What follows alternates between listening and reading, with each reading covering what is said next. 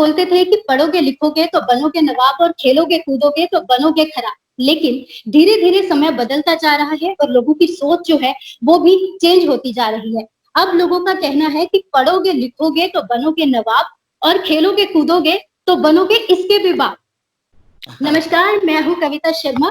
वैसे तो मेरी इंट्रो से आप लोगों ने गेस कर ही लिया होगा कि आज के हमारे स्पेशल गेस्ट एक खिलाड़ी होने वाले हैं। जी हाँ, आपने बिल्कुल सही पहचाना है। हमारे साथ आज जुड़ चुके हैं नीरज चोपड़ा जी, जो कि एशियन गेम्स के गोल्ड मेडलिस्ट हैं और इन्हें बहुत जल्द राजीव गांधी खेल रत्न अवार्ड से भी नवाजा जाना है। बहुत-बहुत बधाई हो नीरज जी आपको। आप इस खेल रत्न के लिए नॉमिनेट हो चुके हैं। थैंक यू जी।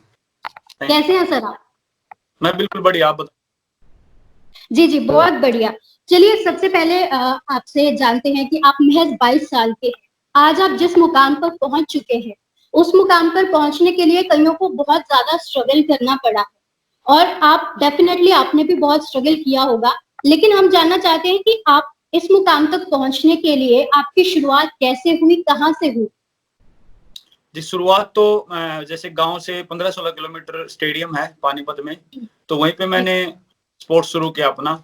जैसे पहले तो फिटनेस के लिए जाता था, थोड़ा सा ऐसी वेट लूज करने के लिए, लेकिन उसके साथ साथ मैंने मेरे सीनियर्स थे कुछ, उनको देखा वो जेवलिन थ्रो कर रहे थे, तो काफी अच्छा लगा, मैंने भी ट्राई किया, तो तभी मैंने स्पोर्ट्स शुरू किया था। हाँ, ये तो बिल्कुल है कि स्टार्टिंग में आपको किसी भी आप ऐसी नई लाइन में जाते हैं, स्ट्रगल तो करना पड़ता है, लेकिन उस स्ट्रगल का भी अपना मजा होता है, क्योंकि स्ट्रगल को करते हैं और उन दिनों को पार करके आप आगे निकलते हैं, तो आगे का आने वाला समय अच्छा होता है। अगर आप उस टाइम हार मान लेते हैं तो काफी मुश्किल होती है। तो बिल्कुल उस टाइम थोड़ा स्ट्रगल होता है, लेकिन वो स्ट्रगल का भी एक अपना एक मजा होता है। जी, इस मुकाम तक ले जाने के लिए किन-किन लोगों का आपकी लाइफ में अहम योगदान है और इस मुकाम तक आने के लिए कितनी स्ट्रगल करनी पड़ी आपको?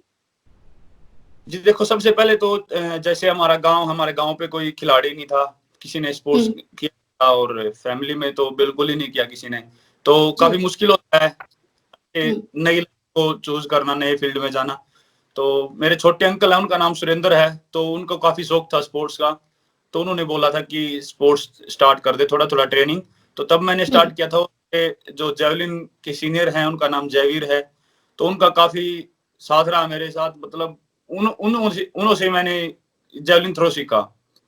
तो इन लोगों का काफी वो रहा, और फैमिली के बिना तो मतलब वही है कि आप कुछ कर नहीं सकते, तो सबसे पहला स्पोर्ट का ही होता है और उनका ही होना चाहिए, क्योंकि उनका विश्वास जरूरी है। अगर आपके ऊपर विश्वास करते हैं और आपका साथ देते हैं, जब आप कुछ नया करते हैं तो वो एनर्जी दुगनी हो जाती है, तो कहीं ना कहीं ये काफी काम आया। जी जी। साल 2018 में एशियन गेम के दौरान आपने फ्लैग बियरर की भूमिका निभाई थी और उसी एशियन गेम्स में आप गोल्ड मेडल भी जीते थे, तो वो पल आपके लिए कितना खास था?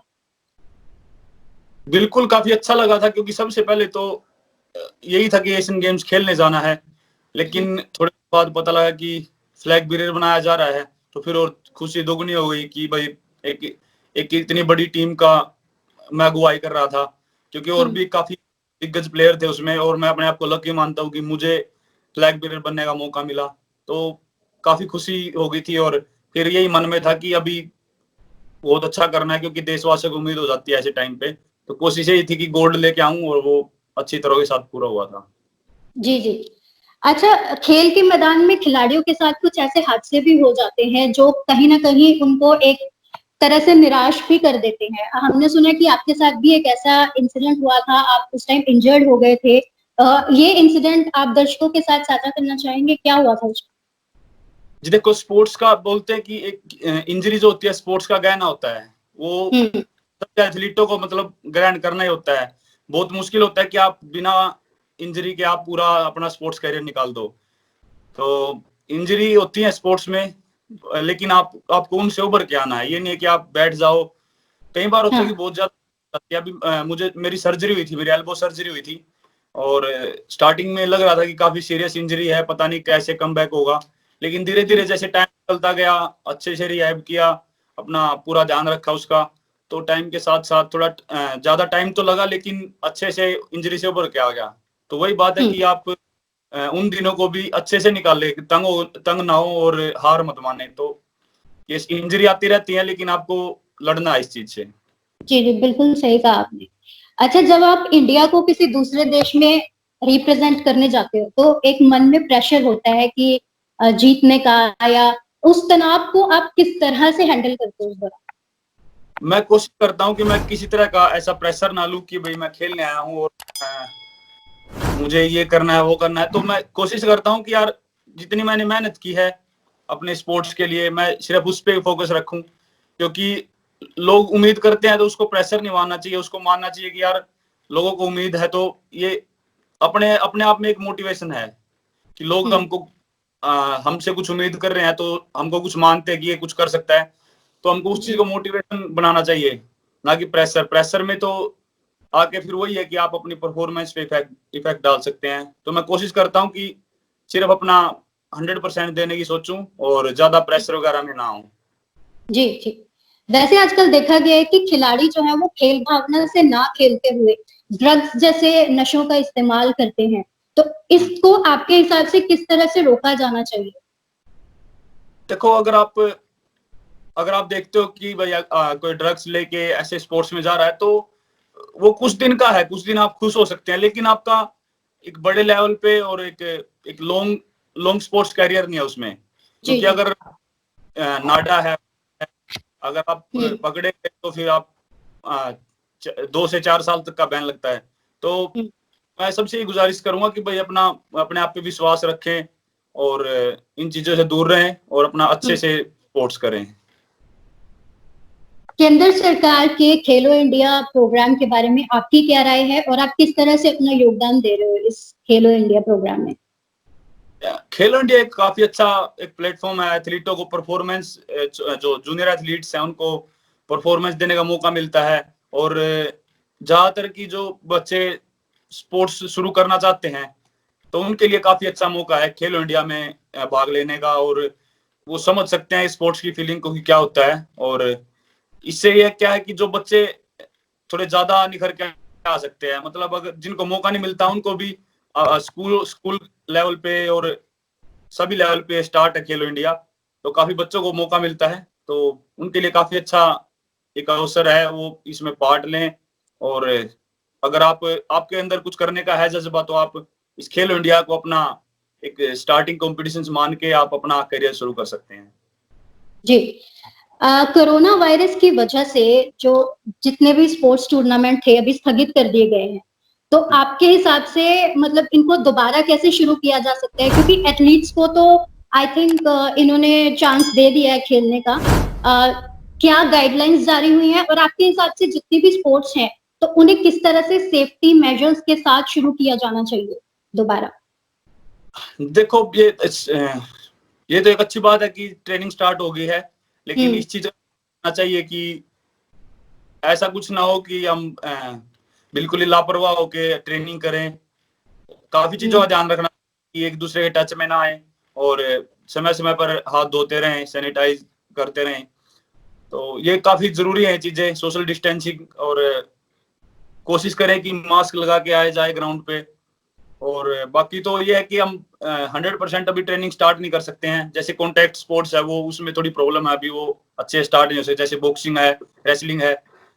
और बाकी की फिटनेस हम कर सकते हैं।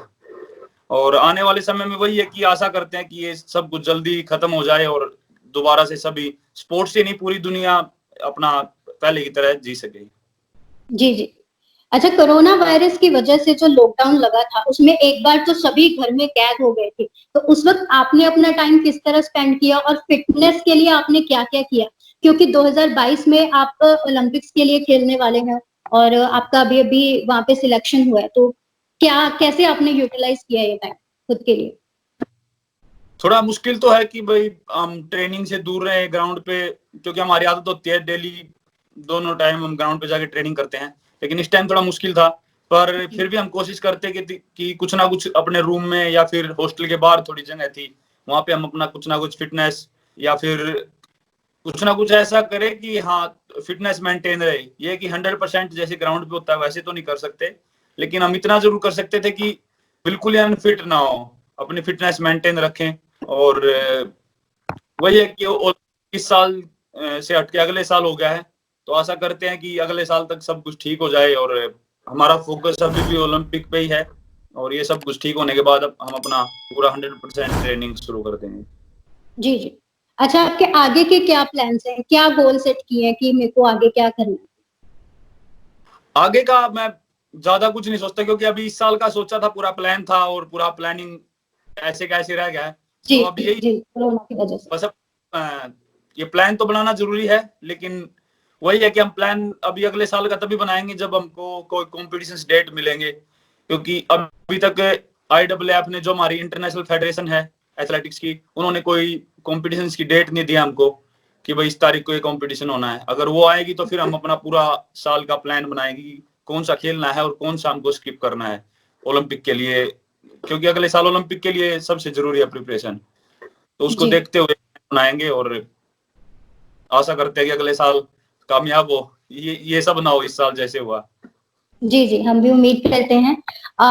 अच्छा, आप एक यूथ आइकन बन चुके हैं क्योंकि आप महज 22 साल के हैं और आप अभी इस मुकाम पर पहुंचे हैं। तो आप आज की यूथ को क्या कहना चाहेंगे? आप क्या 2 शब्द उनके लिए बोलना चाहेंगे? मैं बस मैं यूथ को, मैं मतलब आज के यूथ क्या, मैं यूथ को यही बोलना चाहूंगा कि आप हमेशा पॉजिटिव रहें और जो जिस फील्ड में आप जाना चाहते हैं बेझिझक जाएं, लेकिन आप श्योर होने चाहिए उसके बारे में कि आप में उस चीज के लिए जुनून है या नहीं है। क्योंकि अगर आपके अंदर का जुनून है और आप दिल से वो चीज करना चाहते हैं तो फिर आप पक्का उसमें कामयाब होगे। क्योंकि कई बार होता है कि हमको कोई चीज पसंद होती है कि यार मुझे स्पोर्ट्स भी पसंद है, मुझे पढ़ाई भी पसंद है, मुझे सिंगिंग भी पसंद है, तो मैं सब चीजों को, मतलब अगर आपको अच्छे से करियर बनाना है तो आपको ऐसा टाइम आ जाता है कि आपको उसी पे अपना पूरा जोर लगाना पड़ेगा एक चीज पे। तो वही है हाँ, कि आप जो आप करना चाहते हैं पूरे अपने मन से करें और अपना 100% उसमें पूरा जी जान लगा के मेहनत करें, तो आपको जी। कामयाबी जरूर मिलेगी। और वही है कि देश का सबसे बड़ी ताकत यूथ होता है। अगर हम कुछ भी कर सकता है, मतलब यूथ अगर अच्छे से चले तो कंट्री का पूरा सब कुछ बदल सकता है। तो हमारे पास मौका है और मोटिवेट रहना चाहिए आज के यूथ को, ताकि आगे का जो करियर है आपका ब्राइट रहे। जी, जी। बहुत-बहुत शुक्रिया नीरज जी हमारे साथ जुड़ने के लिए। हम आशा करते हैं कि आप आगे भी ऐसे ही देश का नाम रोशन करते रहेंगे और बढ़िया-बढ़िया खेल के हमारे देश के लिए गोल्ड मेडल जीतते रहेंगे।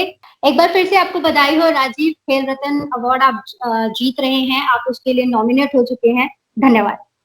थैंक यू, धन्यवाद।